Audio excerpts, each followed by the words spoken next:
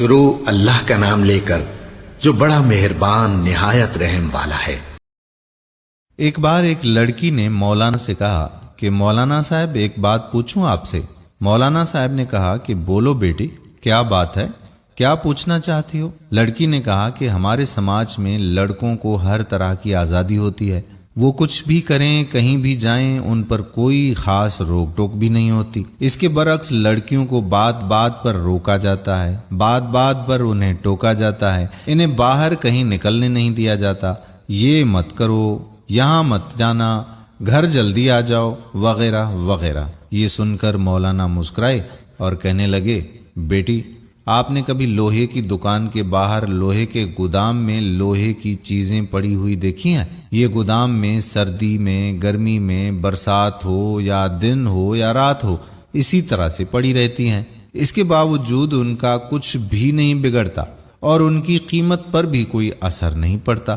لڑکوں کی بھی کچھ اس طرح کی ہی حیثیت ہے ہمارے سماج میں۔ اب آپ چلو ایک سونار کی دکان میں، ایک بڑی تجوری، اس میں ایک چھوٹی تجوری، اس میں رکھی چھوٹی سندر سی ڈبی، اور اس میں ریشم پر نزاکت سے رکھا چمکتا دمکتا ہیرا، کیونکہ جوہری جانتا ہے کہ اگر ہیرے میں ذرا بھی خراش آ گئی تو اس کی کوئی قیمت نہیں رہے گی۔ اسلام میں بیٹیوں کی اہمیت بھی کچھ اس طرح کی ہی ہے، پورے گھر روشن کرتی ہیں جھلملاتے ہیرے کی طرح، ذرا سی خراش سے اس کے اور اس کے گھر والوں کے پاس باقی کچھ نہیں بچتا۔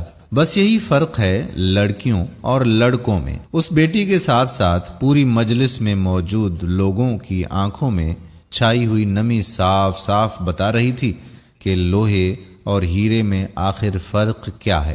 معاشرے میں عزت معاشی حیثیت کے لحاظ سے ہوتی ہے، جو جاہ و ثروت کا مالک ہے لوگ اس کو عزت کی نگاہ سے دیکھتے ہیں، اور جس کے پاس نہیں ہے لوگ اس کے قریب سے گزرنا بھی گوارا نہیں کرتے۔ عزت کرنا تو دور کی بات ہے، اس دنیا کے تمام سماجوں اور نظاموں نے عورت کو معاشی حیثیت سے بہت ہی کمزور رکھا، سوائے اسلام کے۔ پھر اس کی یہی معاشی کمزوری اس کی مظلومیت اور بیچارگی کا سبب بن گئی۔ مغربی تہذیب نے عورت کی اسی مظلومیت کا مداوع کرنا چاہا اور عورت کو گھر سے باہر نکال کر انہیں فیکٹریوں اور دوسری جگہوں پر کام پر لگا دیا۔ اس طرح سے عورت کا گھر سے باہر نکل کر کمانا بہت سی دیگر خرابیوں کا سبب بن گیا۔ ان حالات میں اسلام ہی ایک ایسا مذہب ہے جس نے راہ اعتدال اختیار کیا۔ عورت کا نان و نفقہ ہر حالت میں مرد کے ذمے ہے، اگر بیٹی ہے تو باپ کے ذمے، بہن ہے تو بھائی کے ذمے، بیوی ہے تو شوہر پر اس کا نان اور نفقہ واجب کر دیا گیا ہے، اور اگر ماں ہے تو اس کے اخراجات اس کے بیٹے کے ذمے ہیں۔